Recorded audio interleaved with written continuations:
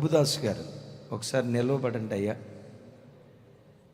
నేను ఎరిగిన ప్రభుదాస్ గారు మీరు ఎరిగిన ప్రభుదాస్ గారు ఏంటో నాకు తెలియదు. నేను ఎరిగిన ప్రభుదాస్ గారు మాత్రం కల్లా కపటం లేనోడు. కుట్రలు, యుక్తులు, కుయుక్తులు ఏమీ తెలియవు. నాకు తెలిసి నిష్కలంకమైన మనసు కలిగిన వాడు. దరిదాపుగా 1 రోజుల పాటు ఒక కర్షకుడు కష్టపడినట్లుగా కష్టపడ్డాడు. ఈ భారం అంతా ఎక్కువ శాతం భుజాల మీద వేసుకొని, అవి చెప్పటం సబబు కాదు, సేవకులు మాత్రమే కాదు, వారి సంఘస్థులు ఈ మీటింగ్ కొరకు కొన్ని వేల రూపాయలు కానుక,